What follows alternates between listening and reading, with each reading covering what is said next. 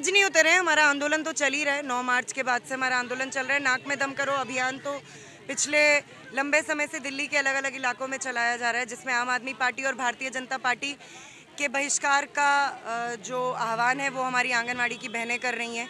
इसके अलावा हमारा हाई कोर्ट में भी केस चल रहा है एस्मा को लेकर, और जो इलीगल टर्मिनेशन किए हैं women and child development department ने। तो आंदोलन हमारा चल रहा है। आज हमारी बेसिकली आम सभा थी, जनरल बॉडी मीटिंग थी, वो तो हर महीने होती है, तो वो मीटिंग थी आज हमारी।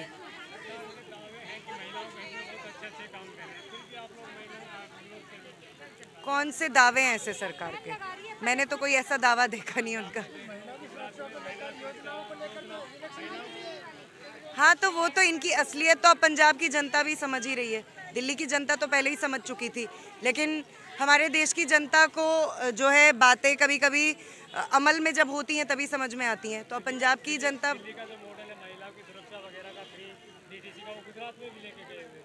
लेकिन यहाँ पर तो ऐसी कोई महिलाओं की सुरक्षा हुई नहीं है। हमें तो ये पता है कि 15 मार्च को हमारी यहाँ पर जनरल बॉडी मीटिंग थी, तो दिल्ली पुलिस ने यहाँ पर हमारी बहनों के साथ हाथापाई की, लाठी चार्ज किया, कपड़े फाड़े, बाल लोचे उनके, बहुत सारी बहनों को चोटें आई। तो ये तो दिल्ली की में महिला सुरक्षा का मॉडल यही है जो मोदी सरकार और आम आदमी पार्टी की सरकार लागू कर रहे हैं। और ये दोनों ही सरकारें असल में महिला विरोधी हैं, मजदूर विरोधी हैं, और ये आंगनवाड़ी कर्मियों के प्रति भी इन दोनों पार्टियों का जो रवैया रहा है वो तो स्पष्ट तौर पे यही दिखलाता है। अभी तो देखिए टर्मिनेशन का वो सब जुडिस मामला, उसमें मैं ज़्यादा कमेंट नहीं कर सकती हूँ क्योंकि अभी तो न्यायाधीन है मामला। बाकी अभी कोर्ट की हियरिंग चल रही है, 22 तारीख को हमारी नेक्स्ट डेट है, तो देखते हैं इसमें क्या होता है वो। लेकिन अभी वहाँ पे मामला चल रहा है। लेकिन मेन मसला ये है कि देखिए हमें ये नहीं भूलना चाहिए कि अदालतें भी इसी सिस्टम का हिस्सा है, वो सिस्टम जो कि आम तौर पे मेहनतकशों मजदूरों के खिलाफ काम करता है। तो न्यायपालिका से भी हमें बहुत ज़्यादा कोई उम्मीदें पाल के तो नहीं रखना चाहिए। लेकिन हाँ, हम लोगों ने बचपन से तो यही सुना है कि न्यायपालिका जो है, इस देश की जुडिशरी जो है वो निष्पक्ष है, वो जनता के लिए काम करती है, वो जो है न्याय वाले फैसले देती है। तो अब पता चलेगा आंगनवाड़ी कर्मियों के मामले में भी। हमने पहले भी स्पष्ट किया है कि हमारा जोर जो हमारा आंदोलन है उस पर है, और इतिहास भी इस बात का गवाह रहा है कि सड़कों पर ही तमाम संघर्षों के फैसले होते हैं, तमाम जो आंदोलन चलते हैं उनके फैसले होते हैं, और न्यायपालिकाएं भी तभी हरकत में आती हैं जब सड़कों पर आंदोलन तेज होते हैं।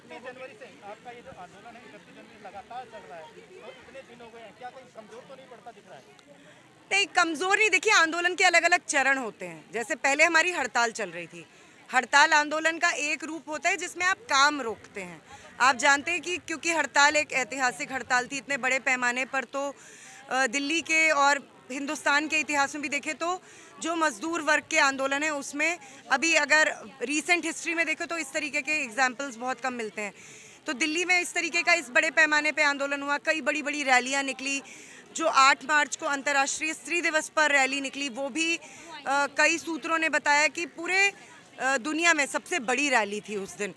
तो ये कौन नहीं जानता है कि आम आदमी पार्टी और भारतीय जनता पार्टी दोनों, दिल्ली सरकार और केंद्र सरकार, हमारी हड़ताल से डरे हुए थे, और एस्मा इनको मजबूरन लगाना पड़ा। और वो हमारे आंदोलन की, हमारी हड़ताल की बहुत बड़ी राजनीतिक जीत थी कि इनको ये मजबूर हुए, किसी और तरीके से हड़ताल नहीं ख़त्म कर सकते थे। उसके बाद हमने स्पष्ट तौर पे कहा कि हम हाई कोर्ट में भी केस डालेंगे और हम देखेंगे कि न्यायपालिका कितनी निष्पक्ष और कितनी जनपक्षधर है, और अगर हमारे हक में फैसला नहीं होगा तो हम कानून तोड़ के हड़ताल पर जाएंगे। तो लेकिन ये तो हमारे पास एक मौका है ना कि इस देश की न्याय व्यवस्था के भी असली चरित्र को जनता के बीच में उजागर करें। अपनी बहनों को, हमारी बहनों को भी ये बात समझ आ रही है। तो ये हम अब आंदोलन का एक दूसरा चरण है इस वक्त, जिसमें हम लोग बहिष्कार अभियान पर जो है अपनी पूरी एनर्जी फोकस कर रहे हैं। नाक में दम करो अभियान जो हम लोग चला रहे हैं।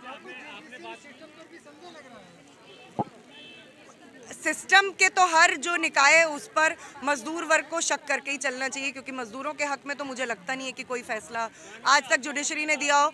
मारुति आंदोलन के मसले को देख लीजिए, जुडिशरी का जो रवैया रहा है। इसके अलावा टूटीकोरिन में जब स्टरलाइट फैक्ट्री का आंदोलन हुआ, उसमें जुडिशरी का क्या रोल रहा है, तो इस देश का इतिहास ही बता देता है। और यहाँ तक कि अभी तो उड़ीसा हाई कोर्ट के चीफ जस्टिस तक ने ये कहा है कि हमारे देश में कानून जो है वो गरीबों के खिलाफ काम करते हैं। तो खुद चीफ जस्टिस एक अदालत के ऐसी बात बोल रहे हैं। तो जनता तो अपने तजुर्बे से देखती है।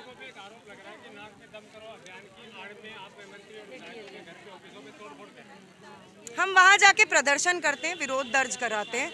तोड़फोड़ तो इस पूरे मुल्क में इस टाइम भाजपा, संघ परिवार, बजरंग दल के गुंडे कर रहे हैं। वो तोड़फोड़ हो रही है, वो देश को तोड़ रहे हैं, देश के टुकड़े टुकड़े कर रहे हैं, देश को कई सारे उनमें बांट रहे हैं, धर्म के नाम पे, मजहब के नाम पर। मुझे लगता है कि उस पर बात होनी चाहिए। हम तो जाके विरोध प्रदर्शन करते हैं, वो पब्लिक प्रॉपर्टी थोड़ी है। हम वहाँ उनके दफ्तरों के आगे प्रदर्शन कर रहे हैं, ये हमारा संवैधानिक जनवादी अधिकार है। उनको इससे दिक्कत क्यों है? जनता उनके पास जा रही है और उनको बता रही है उनकी परेशानी, और उनको स्पष्ट कह रही है आपका बहिष्कार करेंगे। तो इससे ये आरोप नहीं, हम तो ऑब्वियसली हम जाके विरोध करते हैं। हमने छुपाया कब है? और विरोध करना चाहिए, विरोध करना हमारा जनवादी संवैधानिक अधिकार है, तो हम करते हैं विरोध।